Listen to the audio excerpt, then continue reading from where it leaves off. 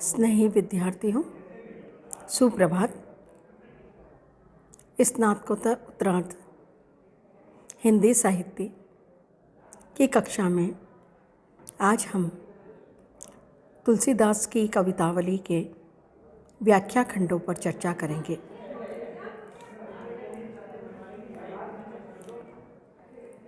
तुलसीदास जी ने कवितावली के माध्यम से श्री राम, माता सीता, भ्राता लक्ष्मण की मर्यादा भाव का चित्रण किया है।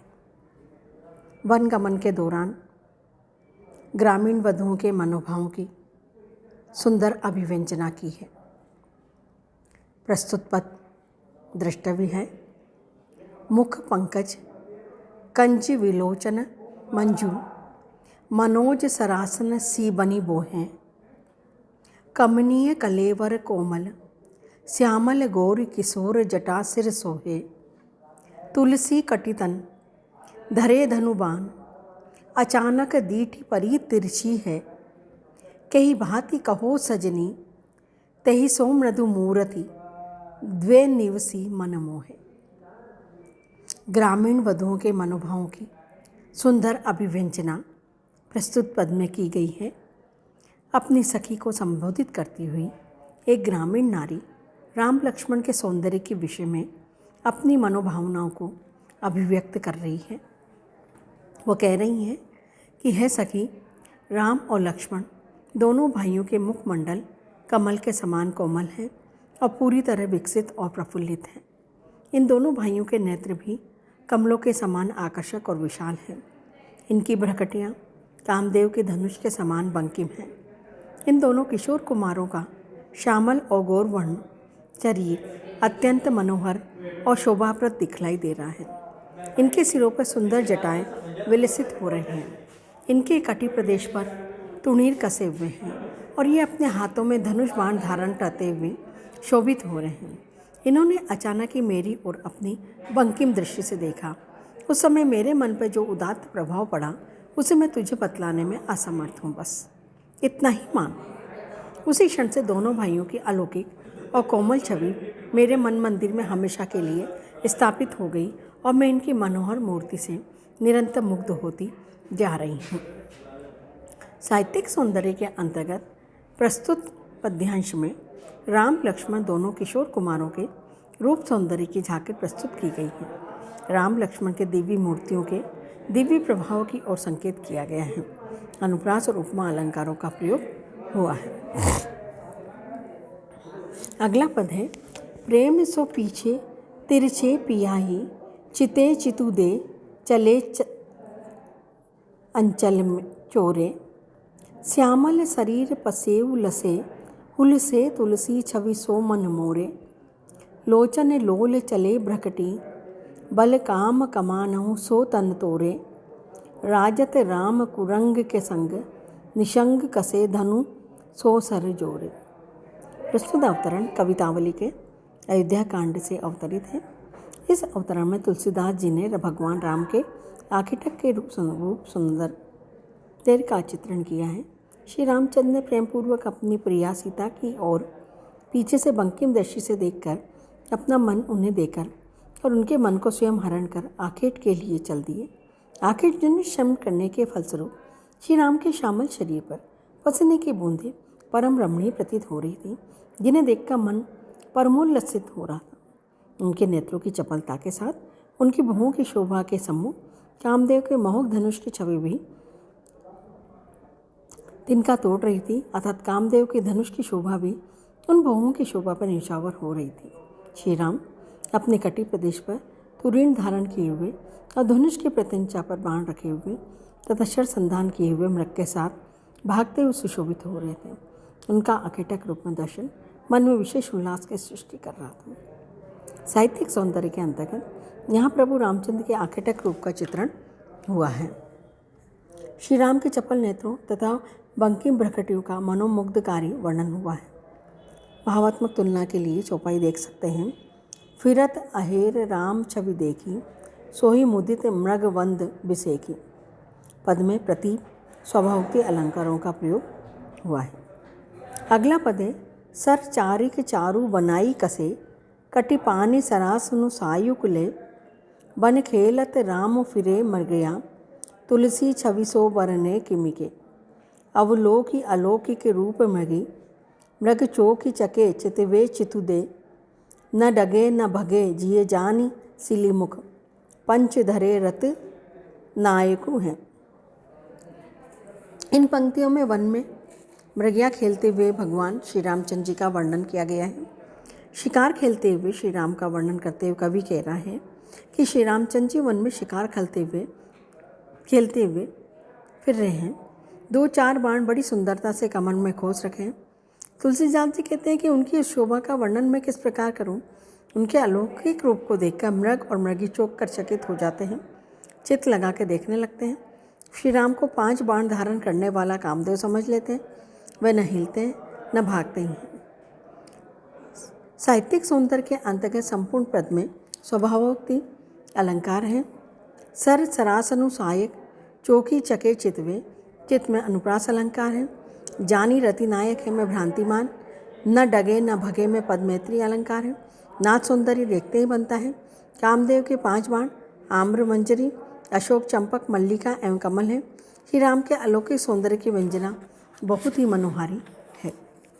अगला पद है विंध्य के वासी उदासी तपोव्रत धारी महाबिनु नारी दुखारे गौतम तीय तरी तुलसी सो कथा सुनी थे मुनि ब्रंत सुखारे हैं सिला सब चंद्रमुखी पर से पद मंजुल कंज तिहारे किनी भली रघुनायक जू करुणा करी कानन को पगुधारे। यहाँ गोस्वामी जी ने ऋषि मुनियों पर अत्यंत शिष्ट व्यंग्य किया है कि वे लोग राम के वनागमन से इसलिए हर्षित हैं, वन की समस्त वस्तुएं उनके चरण स्पर्श से नारी रूप में परिणित हो जाएगी। गोस्वामी तुलसीदास जी कह रहे हैं कि विंध्याचल प्रदेश में निवास करने वाले उदासी समादायी मुनि और वस्त्र धारण करने वाले ऋषि आदि सभी लोग इस वन प्रांतर में नारी के बिना अत्यंत दुखी हो रहे हैं। तुलसी कहते हैं कि जब से इन ऋषि मुनियों ने गौतम की पत्नी अहिल्या के पत्थर से नारी होकर मोक्ष प्राप्त करने की कथा सुनी है, तब से इन्हें हार्दिक प्रसन्नता हो रही है। अब राम को अपने बीच पाकर अत्यंत प्रसन्नता से कहते हैं कि हे रघुनायक, आपने बहुत ही अच्छा किया है जो हम पर दया करके आपने इस वन को अपने चरणों से स्पर्श किया, अर्थात इस वन में चले आए, और अब हमें विश्वास है कि इस वन के सब पत्थर आपके सुंदर और कमल चरणों के स्पर्श से चंद्रमुखी नवयुवतियों के रूप में परिवर्तित हो जाएंगे तथा हमारी चिर साधना इस प्रकार से सफलीभूत होगी। साहित्यिक सौंदर्य के अंतर्गत तुलसी साहित्य में यही एकमात्र ऐसा प्रकरण है जहाँ तुलसी की हास्य प्रवृत्ति के दर्शन होते हैं। अन्य कवियों की भांति उन्होंने भौंडे हास्य की अवतारणा कर अपने साहित्य की गरिमा को नष्ट नहीं होने दिया है। यहाँ पे जिस हास्य के हमें दर्शन होते हैं उसमें अत्यंत शिष्टता का समावेश किया गया है, और केवल हास्य व्यंग के उद्देश्य से ही ये पद नहीं लिखा गया, वरन इस हास्य में भी भक्तिभाव सन्निहित है। अगला पद है बासव वरुण विधि बनते सुहावनो दसानन को कानन बसंत को सिगार है चो समय पुराने पात परत डरत बात पालत लालत रति मार को बिहार सो देखे बर बामी का तड़ाग बाग की बनाओ और राग बस मोह बिगारी पवन को मार सो और सीप की दशा बिलो की बिटप अशोक तरु और तुल से बेलो क्यों सो तिलोक शोक सार सो। प्रस्तुत छंद में कवितावली के सुंदरकांड से लिया गया है। इस अवतरण में तुलसीदास ने अशोक वाटिका का वर्णन किया है। उसमें विराजमान सीता की दशा का भी चित्रण किया गया है। लंकाधिपति रावण का अशोक वन देवराज इंद्रदेव वरुण और ब्रह्मा के वन से कहीं अधिक शोभायमान था। यह वन बसंत के श्रृंगार के सदृश दृष्टिगोचर हो रहा था। बसंत ऋतु के आगमन पर तो उस वन की छवि और भी अधिक अनुपम या मनमोहक हो जाती थी। पतझड़ के आने पर वृक्षों के पत्ते झड़ जाते हैं, किंतु यहाँ वायु के पत्ते से गिरने से भयभीत रहते थे। कहीं ऐसा न हो कि पत्तों के गिराने से अशोक वन श्री विहीन हो जावे। अतः वायुदेव इस अशोक वन का पालन या देखरेख उसी प्रकार से करता था मानो वो कामदेव या रति की विहार भूमि हो। वहाँ वायुदेव किसी प्रकार का अपना उपद्रव नहीं दिखलाकर शांत रहते थे, उन्हें सदैव रावण से भय विद्यमान रहता था। पवन पुत्र जैसे वीतरागी भी उस अशोक वन में पधारे तब वहाँ बावड़ियाँ, तालाब, उद्यान की सजावट देखकर आसक्त हो उठे, अर्थात पर हर्षित हो उठे। वीर हनुमान ने जब अशोक वृक्ष के नीचे आसीन सीता जी की दशा देखी तब उन्हें वो अशोक वन तीनों लोगों के शोक के रूप में दृष्टिगोचर हुआ। साहित्यिक सौंदर्य के अंतर्गत लंकाधीश रावण की अशोक वाटिका का निरूपण किया गया है। रावण के प्रताप की ओर संकेत किया गया है। यहाँ ये व्यक्त किया गया है कि सीता की शोचनीय दशा के अवलोकन करने पर हनुमान जी को अशोक वन त्रिलोक शोक सार के समान दिखलाई पड़ा। प्रस्तुत पद में उत्प्रेक्षा और अनुप्रास अलंकारों का प्रयोग हुआ है। अगला पद है बालधि विशाल विकराल ज्वाल जाल मानो, लंक लीली बेको काल रस न पसारी है। केदो व्योम बीती का भरे हैं भूरी धूम केतु, वीर रस वीर तर वारिसो उधारी है। तुलसी सूर्य से चापू केदो दामनी कलापू, केदो चली मेरु ते कृसानु सरी भारी है। देखे जातु धानी अकुलानी कहे, काननी उजारु आब नग रूप जारी है। प्रस्तुत पद्यावतरण कवितावली के उत्तर सुंदरकांड से अवतरित है। इसमें लंका दहन प्रसंग चित्रित हुआ है। हनुमान जी ने जब लंका में आग लगाई तब वहाँ की जो स्थिति हुई उसी को यहाँ प्रस्तुत किया गया है। कवि कह रहा है कि भयंकर अग्नि की लपट से युक्त हनुमान जी की पूंछ ऐसी प्रतीत हो रही थी मानो लंका को निकल जाने के निमित्त साक्षात यमराज ने जिह्वा फैला दी हो। उस समय लंका का सर्वनाश करने के उद्देश्य से यह भी लगा कि आकाश में अनेक पुच्छल तारे उदित हो गए हैं अथवा वीर रस रूपी हनुमान ने तलवार निकाल ली। तुलसीदास कहते हैं कि ऐसा लग रहा था कि ये इंद्रधनुष है अथवा बिजली का समूह है अथवा सुमेरी पर्वत अग्नि की भारी नदी के रूप में प्रवाहित हो रहा है। लंका में व्याप्त अग्नि को देखकर सभी राक्षस और उनकी पत्नियां व्याकुल होकर ये भी कहने लगी कि यह वही वानर है जो अशोक वाटिका को पूरी तरह नष्ट कर चुका है। निश्चय ही अब यह लंका नगरी को भी जलाकर नष्ट कर देगा।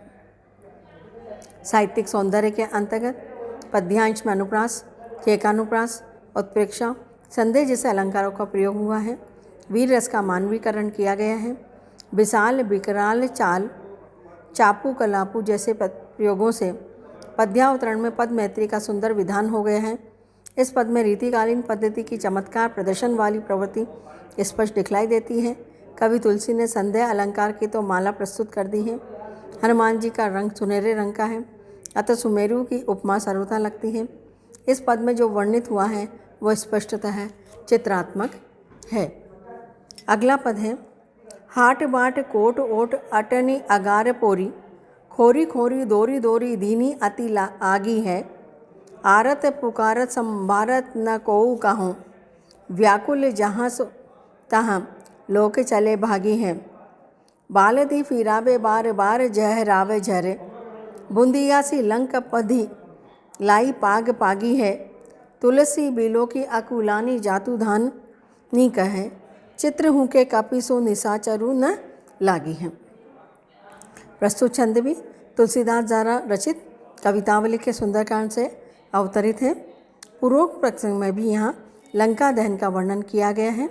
कवि तुलसीदास जी कह रहे हैं कि हनुमान जी ने बाजारों में, रास्तों में, किले आकारों में, अटारी घरों में, दरवाजों गलियों में दौड़ दौड़ के भारी आग लगाना प्रारंभ कर दिया। सब लोग व्याकुल होकर पुकार मचा रहे हैं, त्राही त्राही मचा रहे हैं। कोई किसी को नहीं संभाल पा रहा है। सब लोग व्याकुल होकर इधर उधर अपनी जान की रक्षा हेतु भागने का प्रयत्न कर रहे हैं।